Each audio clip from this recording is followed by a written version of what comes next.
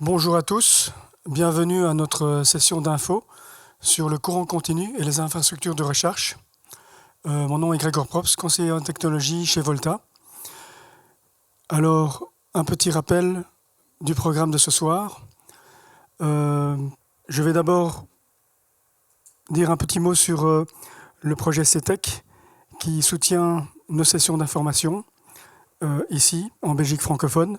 Ensuite, je passerai le micro à mon collègue Pierre Massin, conseiller régional chez Volta, qui va vous expliquer un peu qu'est-ce que Volta, quels sont les bénéfices et les services que l'on offre au secteur électrotechnique. Et puis nous commencerons aussi directement dans le vif du sujet avec une première présentation sur le déploiement des infrastructures de recherche, un peu tout ce qui est cadre, évolution et réglementation et bonnes pratiques, qui sera donné par notre expert externe Philippe Van Geel, qui est directeur de EV Belgium, qu'on a la chance d'avoir avec nous. Ensuite, nous ferons une petite pause, 15 minutes pour se dégourdir les jambes. Et ensuite, on attaquera la thématique du courant continu, qui est en train d'arriver et de gagner du terrain. Donc une première présentation de mon collègue Ignacio Molina sur la situation réseau DC.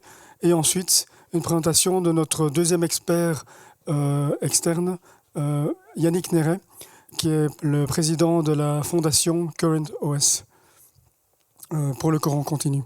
On va suivre ensuite par une session de questions-réponses et ensuite un petit drink de réseautage.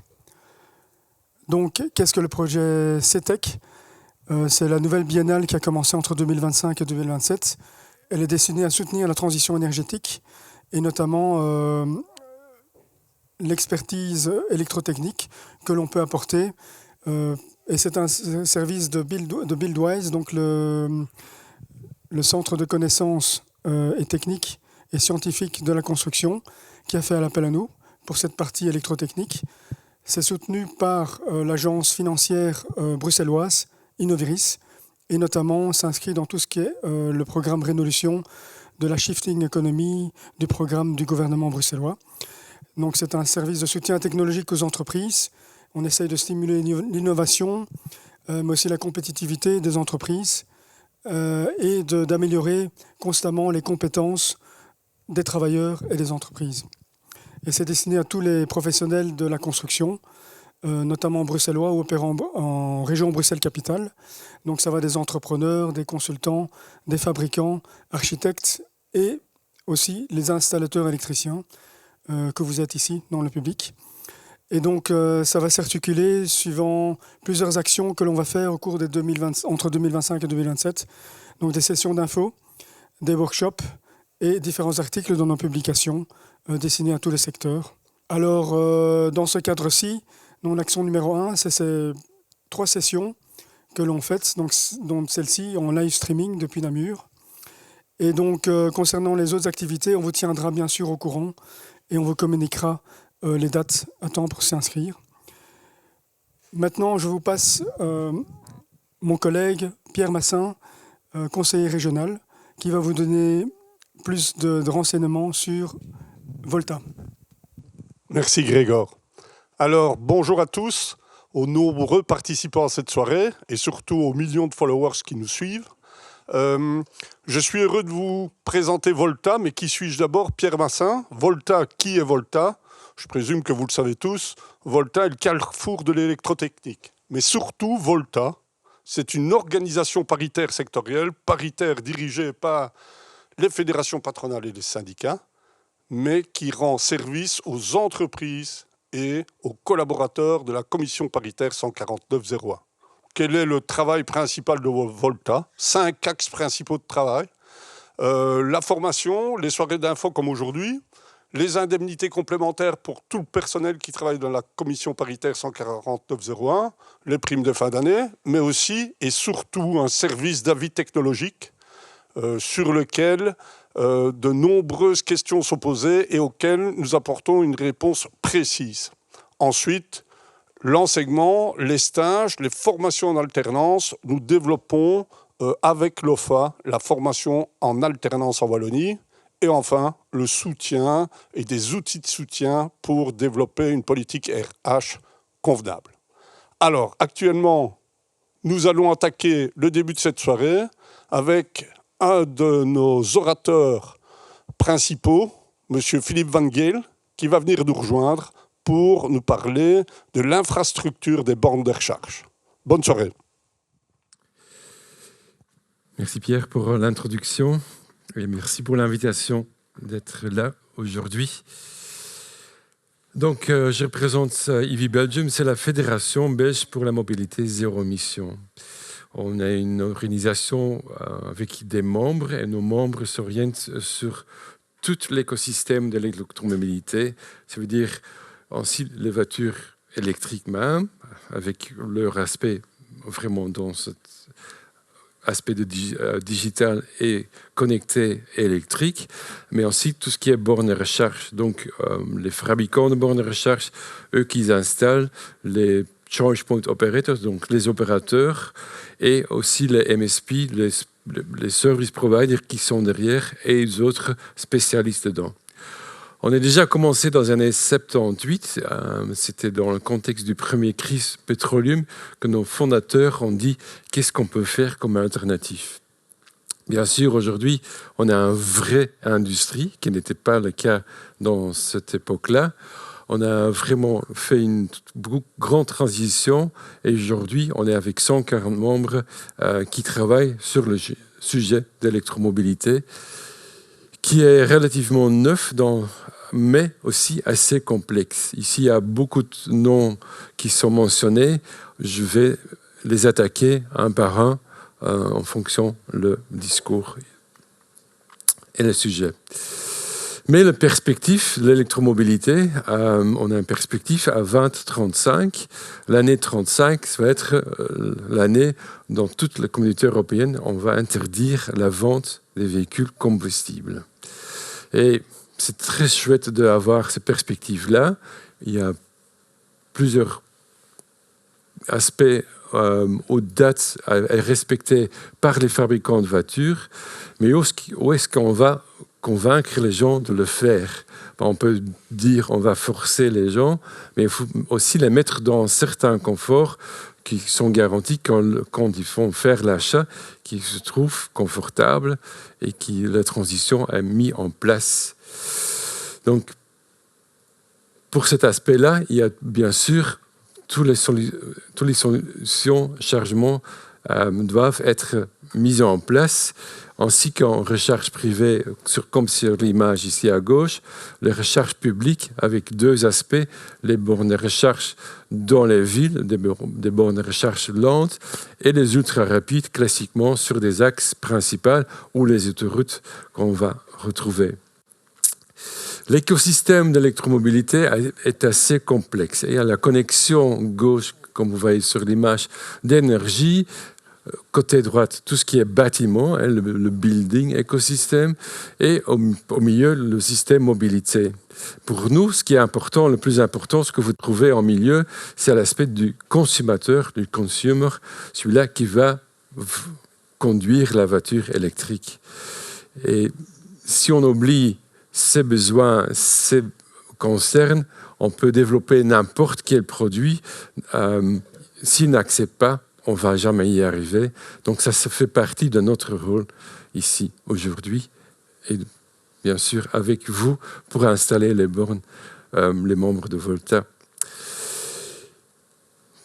J'avais déjà mentionné l'aspect 2035. Tout est parti avec le European Green Deal. Vous avez certainement déjà entendu, aussi critiqué le jour d'aujourd'hui. On veut aller trop vite, il y a beaucoup de règles, mais dans certains aspects, on a aussi besoin de certaines règles ou certains cadres de fonctionnement, et je vais essayer de les expliquer ici ce soir. Comme mentionné, on va avoir des bornes de recharge sur des autoroutes, des parkings publics. Donc, ce sont des bornes de recharge sur le domaine public. On ne fait plus une différence entre semi-public et public.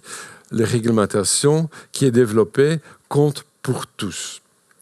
Et cette réglementation s'appelle AFIR et c'est, vous voyez dans le texte, Alternative Fuels Infrastructure Regulation. Alors, regulation, ça veut dire une régulation qui compte pour toute l'Europe, pour tous les pays dans l'Europe, aussi Belgique, bien sûr. Où est-ce qu'on est aujourd'hui en Belgique? Vous voyez sur la carte, dans les zones rouges, ça veut dire qu'on va prendre beaucoup plus de temps pour se déplacer direction d'une borne de recharge publique. Et vous voyez très bien la différence entre les différentes régions en Belgique. En Flandre, on est relativement bien servi. Dans le sud du pays, en Wallonie, où on se trouve aujourd'hui, c'est un peu plus problématique. Dans les chiffres qu'on voit ici, on est arrivé fin de l'année 24 avec plus ou moins 43-44 000 bornes de recharge sur le domaine public, mais vous voyez bien dans ce diagramme la différence entre les différentes régions. Pour démarrer le marché,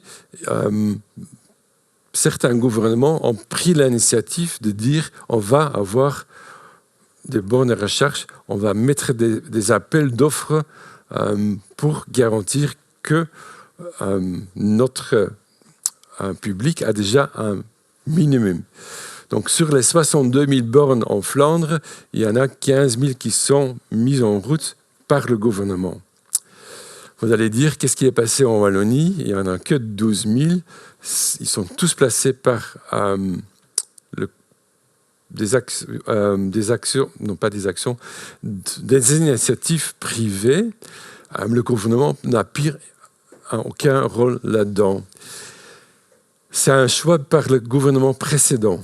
Le ministre, à ce moment-là, n'a pas voulu d'investir du tout dans les voitures. Il voudrait avoir transport public et le transport moyen, donc le cyclisme et autres.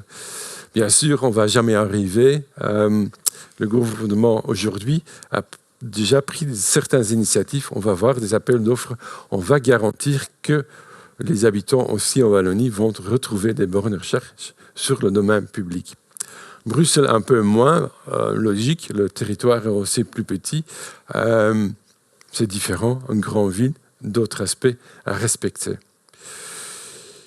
Niveau véhicule, le développement, où est-ce qu'on est comparé avec les autres pays en Europe? Pas trop mal. On n'est pas le premier, mais on est, je trouve, quand même dans le top 5. Et vous voyez ici les différences en pourcentage comparé avec les autres pays. Si vous dites 35, c'est encore loin, est-ce qu'on va y arriver? Ça va être trop compliqué.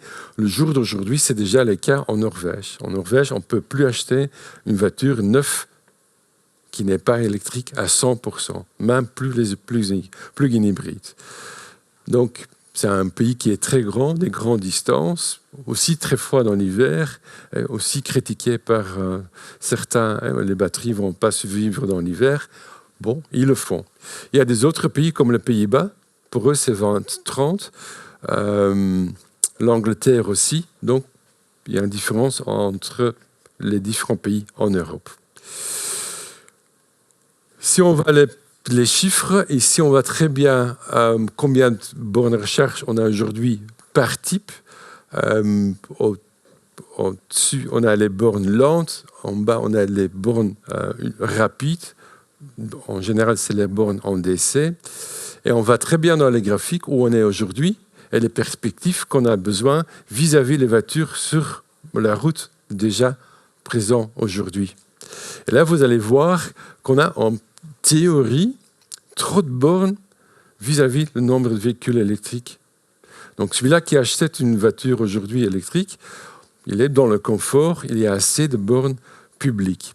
Est-ce qu'ils sont bien distribués? Ça, c'est une autre discussion. Mais là, c'est le principe des chiffres.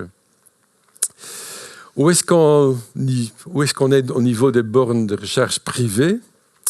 On a une idée, mais on n'a pas des chiffres exacts. Il n'y a pas de rapportage là-dessus. malgré tout, il y a une obligation pour celui-là qui achète une borne de recharge et le laisse l'installer. Donc, ce n'est pas l'obligation par l'installateur. Il a l'obligation de la rapporter avec le GRD local.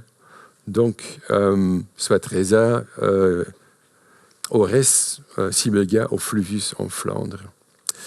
On le fait, pas tout le monde le fait, mais avec le mètre digital, on sait le voir commun. Au niveau de consommation, on peut avoir une idée.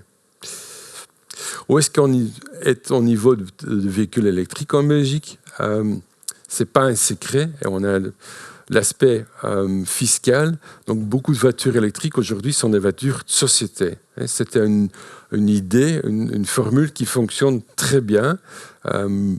On est bien démarré dedans. On est dépassé les 300 000 véhicules sur le territoire belgique qui sont full électriques. Vous avez certainement entendu dans la presse que le gouvernement fédéral de Bever 1, qui a dit on va refaciliter les plugins hybrides. Nous, on regrette cet aspect-là. L'excuse, c'était l'électrique n'est pas la solution pour tout le monde. On ne trouve pas des bornes partout, donc on va faciliter de nouveau les plugins hybrides. Si les voitures électriques ne savent pas se connecter, un plug-in hybride non plus. Il doit aussi se connecter sur les réseaux électriques. Et s'il ne le fait pas, qu'on a vu dans le passé que ces voitures étaient vraiment achetées seulement pour raison fiscale, que l'acheteur, après son 4 ans de leasing, 3, 4 ou 5 ans, les sociétés de leasing, on retrouve parfois les câbles encore emballés dans le coffre. Donc, il n'a jamais été connecté. Et ça, c'est le pire des cas. Donc, ces voitures-là, ils polluent 4 ou 5 fois plus que les autres voitures. Donc, c'est vraiment problématique.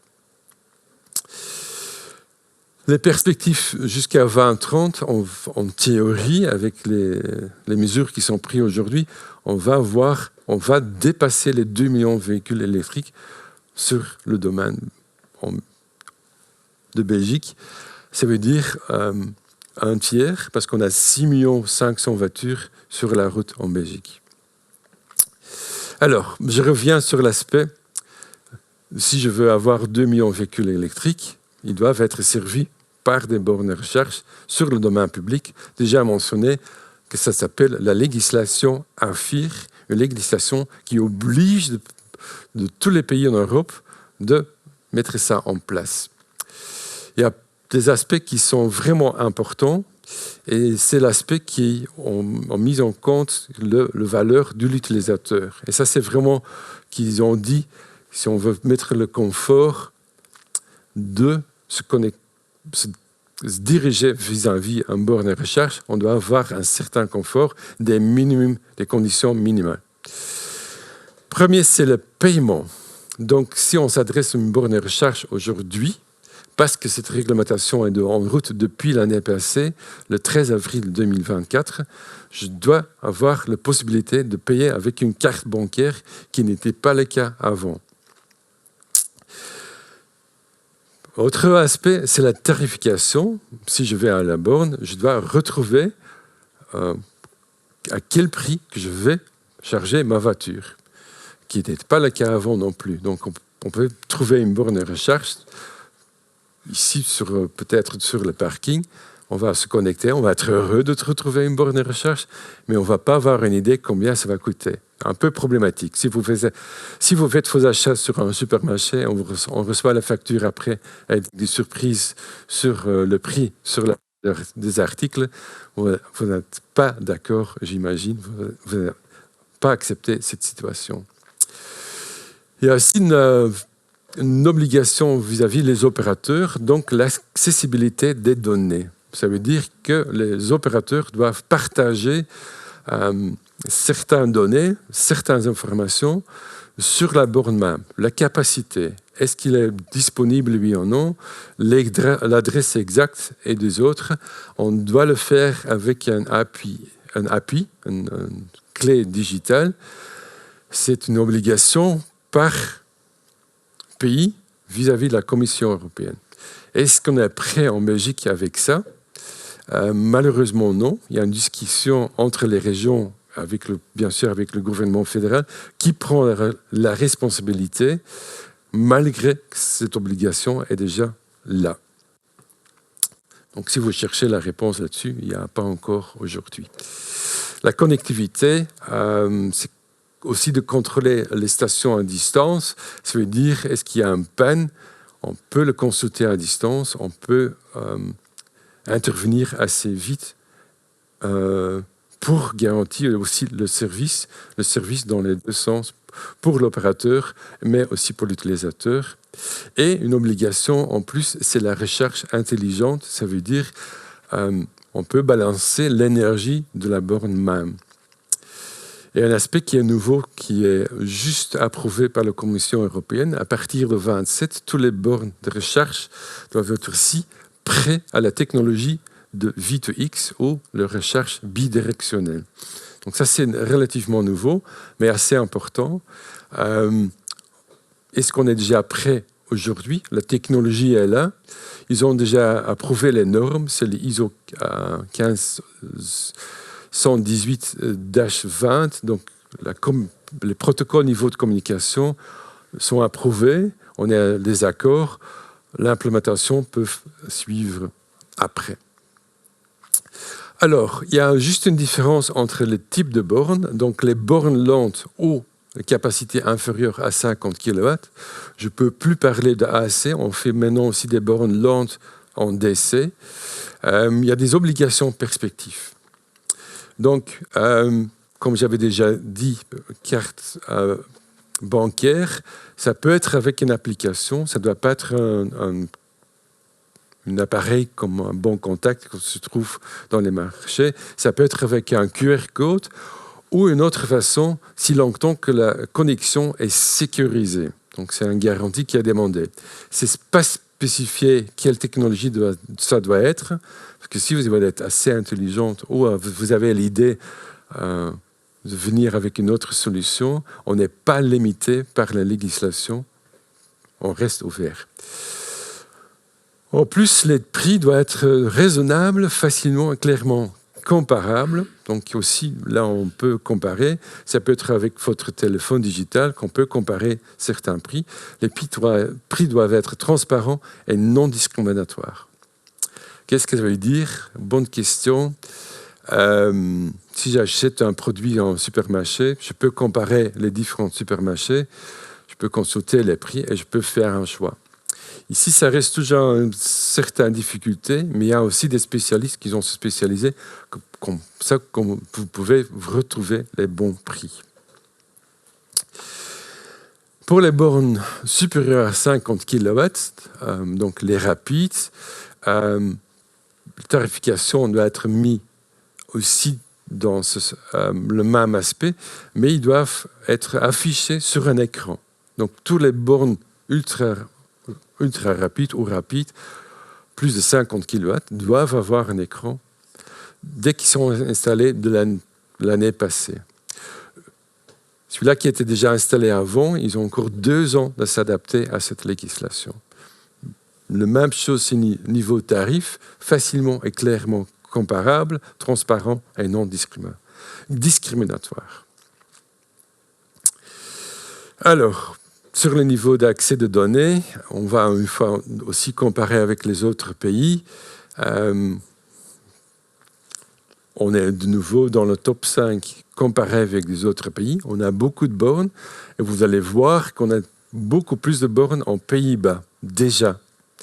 Vous allez dire, ils sont en avance, mais on doit aussi respecter la différence du pays, du territoire même.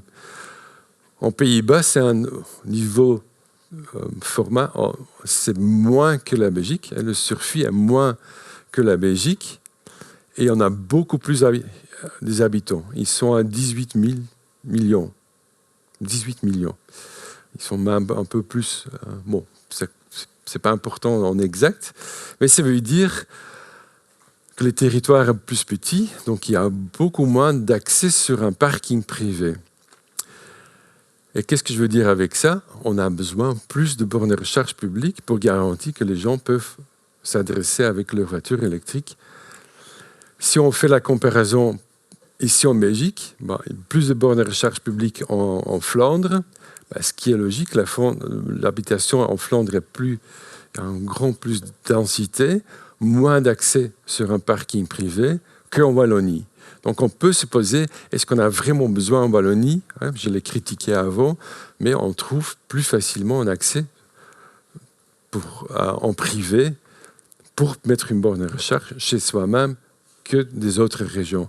Donc on ne peut pas vraiment comparer chaque région soi-même. Les villes, ils ont une autre pression, mais si, une fois qu'on habite dans les zones rurales, on a plus de flexibilité et plus de flexibilité pour avoir sa propre borne. J'ai déjà mentionné le point d'accès nationaux. En anglais, c'est National Access Point, les obligations qui sont vis-à-vis les CPO là-dedans. Et après, il y a aussi les obligations de mettre des bornes de recharge sur les autoroutes. Et vous voyez ici une carte avec des belles couleurs sur les autoroutes. Ça, c'est défini par la Commission européenne qui s'appelle le corridor TEN-T, le corridor principal des autoroutes pour connecter les villes principales ou les régions principales pendant toute l'Europe. Alors, sur toutes ces autoroutes-là, pour les véhicules passagers, on doit mettre des bornes de recharge tous les 50 km. Waouh!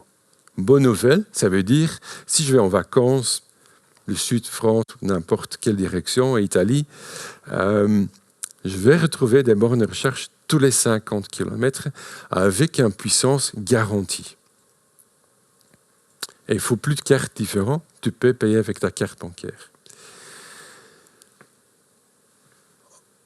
Le gouvernement en Flandre, le président, m'a dit c'est pas suffisant, je veux avoir cette garantie tous les 25 km, qui est déjà le cas aujourd'hui.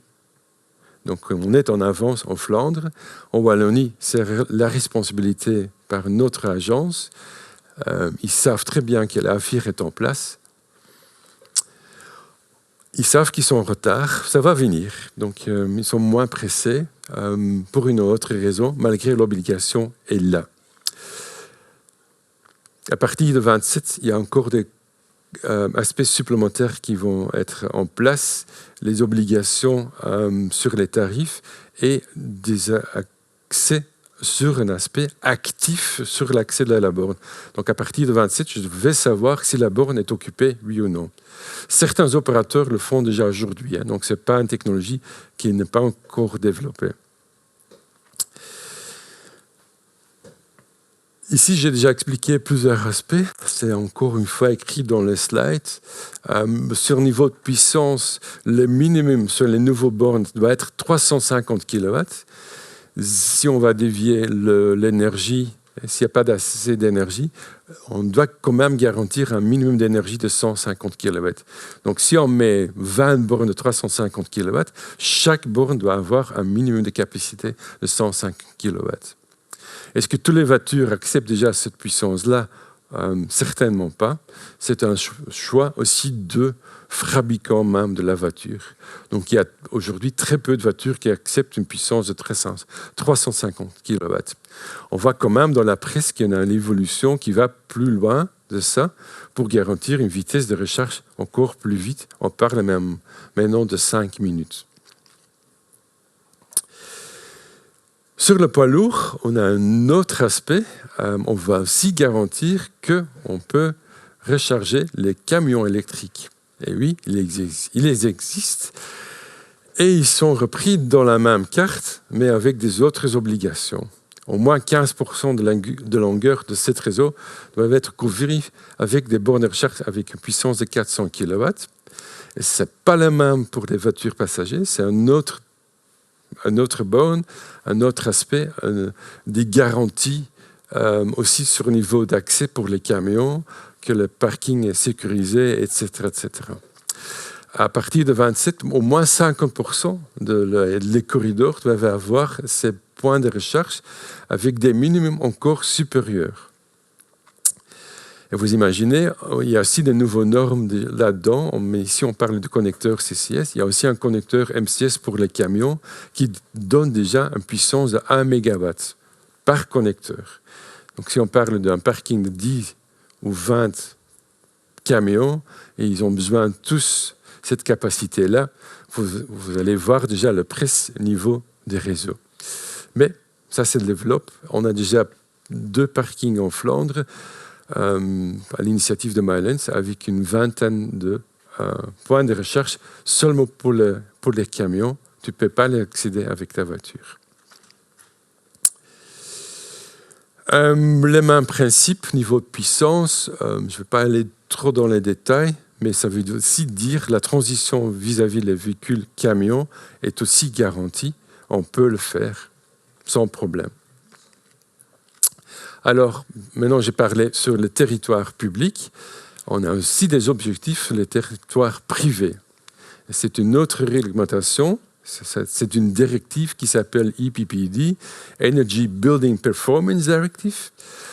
Alors, c'est relié à le bâtiment.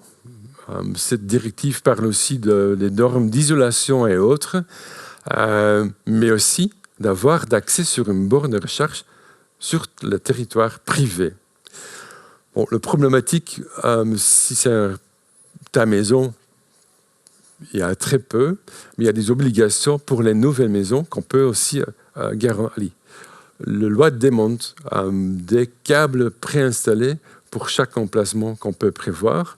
Mais si on parle des appartements donc résidentiels collectifs ou non résidentiels, comme ici le parking des bureaux, il y a des obligations pour avoir des bornes de recharge au minimum vis-à-vis le parking.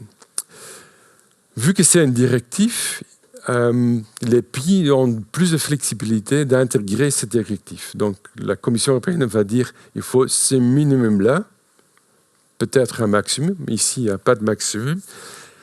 Mais en Belgique, on a les régions. Il y a une différence entre les régions. Donc vous voyez déjà les objectifs pour la région de Wallonie est différent que la région de Bruxelles. En Bruxelles, on demande beaucoup plus on demande plus sur les parkings bureaux et non résidentiels, ce qui est logique pour une ville, une région qui est presque une grande ville. On doit garantir beaucoup plus de bornes de recharge sur le parking et il y a une différence entre les suivantes années, 25, 30 et 35. En Flandre, c'est de nouveau différent, malheureusement, mais comme installateur, si vous devrez conseiller un architecte ou autre, il faut garder ça en tête, c'est important. Je parle déjà des défis des régionaux, il y a un défi aussi au niveau de capacité. J'ai bien mis 2 aspects, Flandre, Bruxelles et même national avec Elia. Il y a beaucoup de challenges, il y a un peu de pression sur l'aspect des réseaux. Il y a des solutions, mais il y a certains aspects qu'on doit quand même respecter. Il y a un très bon exemple, c'est la taxe sur les bornes de recharge en électrique à Bruxelles. Pour expliquer un petit peu, les bornes de recharge sur le domaine public à Bruxelles, ils sont venus avec un appel d'offres. Donc la région wallonne a demandé à des opérateurs, est-ce que vous êtes intéressés d'installer autant de bornes? Je vais donner l'exemple, 1000 bornes et qui sont mis en place par une société avec un accord de région wallonne. Ils doivent respecter le chiffre, le déploiement, le prix, etc. Et ce qui était inclus avec cet accord, une place gratuite de parking si longtemps qu'on fait la recharge. Après la recharge, on va charger un tarif supplémentaire. Très bien. Donc, chaque utilisateur se gare à la borne à Bruxelles et dès qu'il charge, il a la place de parking gratuit. Mais les places de parking offertes et la tarification de places de parking, c'est c'est la responsabilité par les communes. Ce n'est pas la responsabilité par les régions. Donc, les bourgmestres de ces communes, qu'est-ce qu'ils voient? Il y a une place de parking perdue, donc j'ai des revenus perdus. On nous a dit, on va mettre une taxe sur les bornes. Mais cette taxe n'est pas impliquée sur l'aspect de l'appel d'offres ou qu'il y a des prix d'accord avec les régions. Donc, vous voyez déjà les discours politiques qu'on voit ici en Belgique. Donc, juste pour donner un petit exemple. Si on va sur les évolutions technologiques, on a déjà parlé sur la pression sur les réseaux. Donc, on parle beaucoup aussi avec les GRD. Il faut avoir un équilibrage dynamique des recherches. Qu'est-ce que ça veut dire? Une borne de recherche, si on connecte, on peut garantir une certaine puissance, mais est-ce qu'on a besoin de cette puissance tout le temps? Si j'arrive ce soir à la maison et si par exemple, les 300 000 voitures qui sont déjà en place en route ici en Belgique, ils se connectent tous à 6 heures quand ils arrivent à la maison et ils commencent tous à charger, on va avoir une catastrophe. Surtout si on va avoir 2 millions de voitures. Et si c'est un exemple dans un building d'appartements, un parking des appartements, il y a 4 places prévues. On peut avoir l'exemple jusqu'à 10 places. Est-ce que toutes les voitures ont besoin de cette capacité exactement au même moment? Donc là, on a des bornes assez intelligentes qui vont demander, celui-là qui se connecte, quelle puissance qu'est-ce que vous avez besoin demain matin? Peut-être la maman a cherché les enfants, elle doit juste les transporter le lendemain à l'école, donc elle n'a peut-être pas besoin de recharger un full recharge.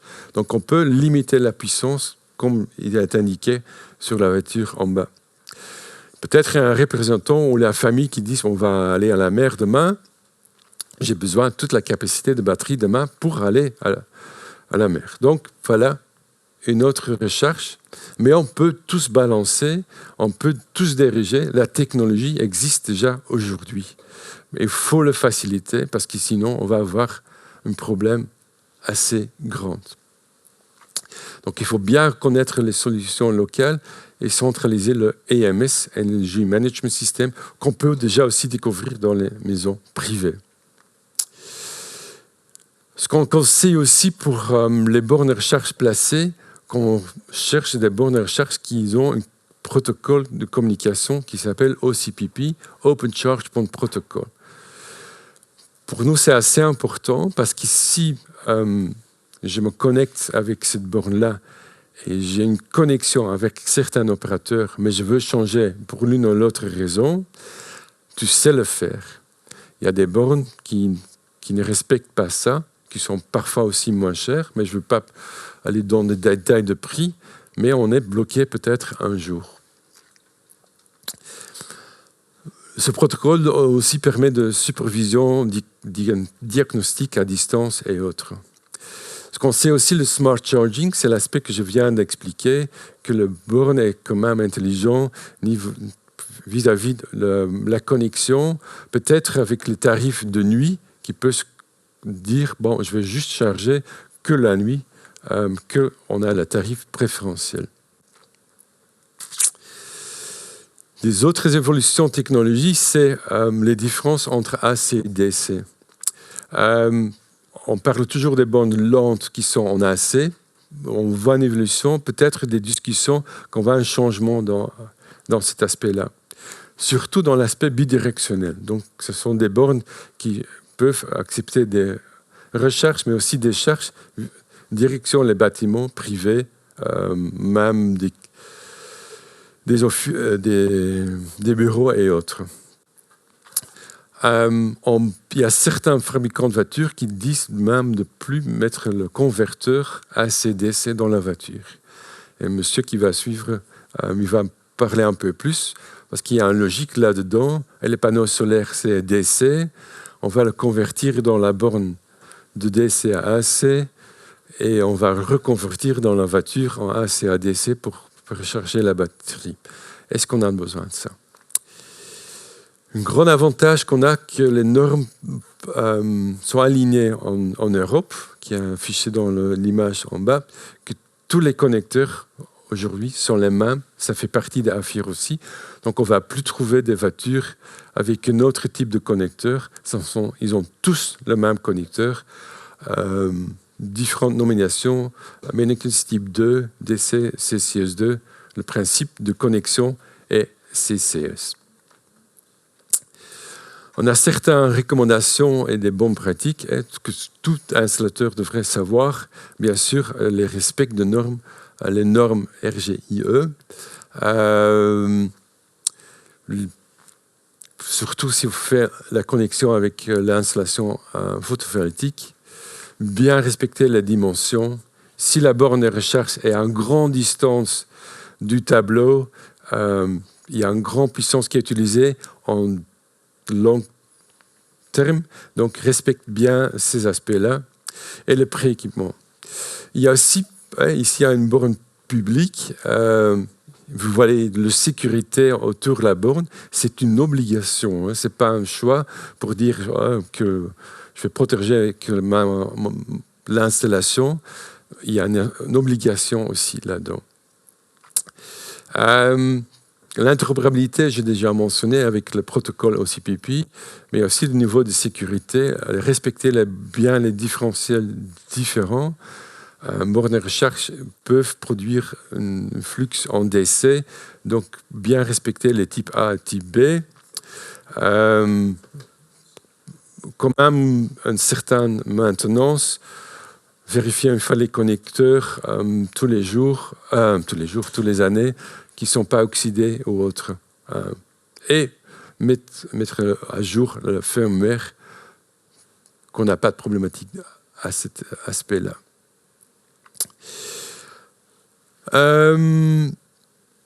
Ici, c'est un exemple dans un parking. Je trouve que ce n'est pas un bel exemple parce que le câblage est très simplifié. Si quelqu'un veut encore une borne supplémentaire, il faut recommencer avec le câblage. Là, ici, il y a des fournisseurs qui ont développé des techniques qu'on peut multiplier avec des gaines pré-câblées, qu'on peut simplement connecter des bornes supplémentaires. Il y a même des bornes qui sont modulaires, qu'on peut justement enlever la partie technologie, que le derrière reste connecté et avec un simple clic. Il y a beaucoup de choix. Faites très bien attention à ces aspects-là pour garantir les futurs aspects pour vos clients. J'ai déjà mentionné les différentes législations régionales et nationales. Je vais mentionner certains aspects ici. Il y a l'exemple de registre des énergies renouvelables pour notre transport. C'est le système de e-credits, des crédits qu'on peut acheter si on fait des recherches professionnelles avec l'énergie renouvelable. Donc, c'est un genre d'une banque où je peux déposer mes crédits quand je vais les rechercher avec l'énergie verte. Le jour d'aujourd'hui, c'est seulement pour les professionnels avec des puissances inférieures à 50 kW. Dans le futur, on espoir de l'avoir aussi pour les charges privées. Mais qui va acheter ces crédits? Alors, ce sont eux qui polluent. Donc, eux qui ont des pompes d'essence ou les fabricants de pétrolium, ils vont acheter les crédits parce qu'ils doivent compenser leur pollution. Donc, ça veut dire qu'un opérateur de bornes de recharge, il va gagner l'argent avec ce système de e-credits. Et c'est important pour eux. Pour le déploiement, c'est très important. Alors, il y a aspect aussi pour la voiture de société. Bon, je suis salarié, je suis un employé, je reçois ma voiture, j'ai une borne de recharge à la maison. Mon employeur va rembourser les recharges. Alors, il y a le circulaire CREC qui est en route pour ça. Le circulaire, c'est un aspect qui est établi par le gouvernement fédéral, mais c'est temporairement. Donc, on n'a pas encore une solution finale. Avec nos membres, on travaille pour avoir une solution finale, mais il il y a beaucoup de réglementations, beaucoup d'aspects dans cette circulaire qu'on doit respecter. Dans le domaine public, placer des bornes individuelles, on change aussi ces idées. On va avoir des bornes ou des aires de bornes de recharge. On va promouvoir aussi la rotation des bornes de recharge publiques. Donc on ne reste pas occupé une borne tout le temps, malgré que la recharge est terminée. Ce qui est logique. Une pompe d'essence, quand tu es terminé, tu décroches, tu continues. On ne va pas faire les courses entre-temps et occuper une pompe d'essence pendant 1 heure. Je suis là qu'il est... L'exploitant de ces pompes d'essence ne va pas être content et les autres clients non plus. C'est pareil pour les bornes de recharge. Il y a aussi l'aspect... J'ai déjà mentionné les voitures sociétés, mais il y a déjà des familles où il y a 2 voitures sociétés.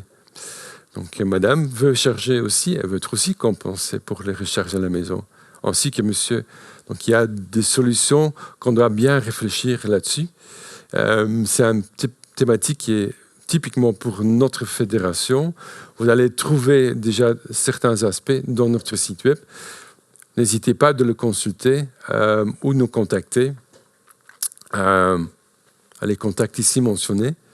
Et je vous remercie pour votre attention. Alors, s'il y a des questions, n'hésitez pas.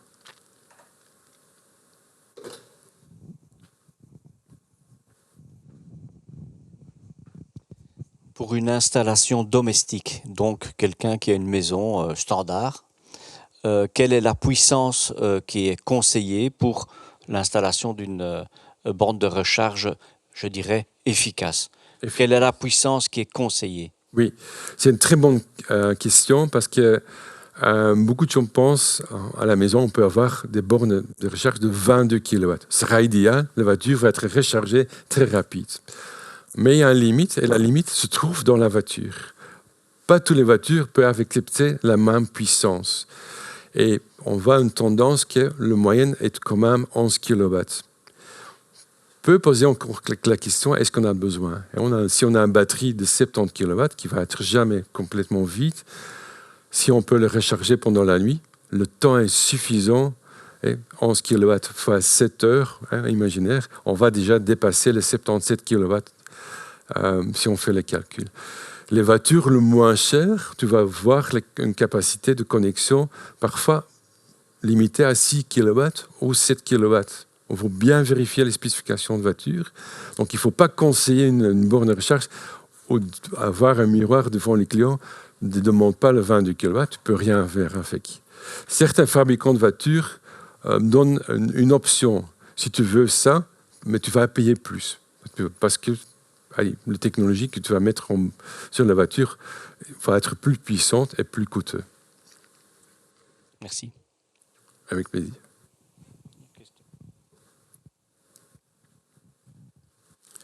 D'autres questions? Des questions venant du web, peut-être? Peut-être une question dans le chat.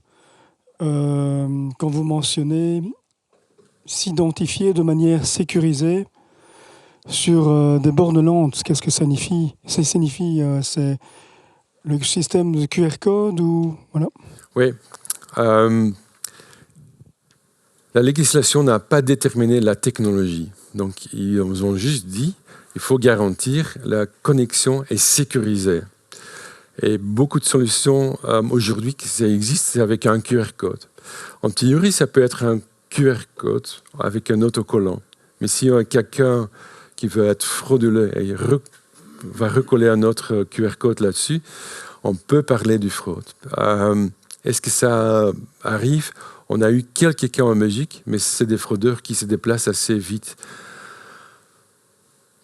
On a du QR code avec un écran qui se change régulièrement, du QR code actif. Et peut-être il y a encore une autre technologie qui se développe. On sait très bien, on ne peut pas mettre un PIN-pad ou un référent à lecteur bancaire, parce que parfois ça va être trop coûteux. Malgré, si on a des aires de bornes, on peut mettre une pylône avec une connexion et dire je vais me charger à la borne 1, 2, 3 ou 4, 5. Ça, c'est aussi une possibilité. Ok, encore une petite question. Je vois dans la salle ici. Désolé, hein, toujours le même. Non, pas grave. Existe-t-il un guide pour l'installation de bornes de recharge? Est-ce que vous proposez un guide aussi bien pour le domestique que pour le non domestique? On n'a pas vrai guide. Effectivement, peut-être c'est une bonne question de le développer. On a quand même des guides de pratique. Oui, c'est ça, Un une respect- bonne pratique, Après, par exemple. ouais. Il y a même, et je vais de nouveau prendre la référence de la Commission européenne, aussi pour les appels d'offres, etc. Il y a un site web avec vraiment des guides qui vont faire des conseils là-dedans. Mais chez vous, chez EVB? Non, malheureusement pas. Ok.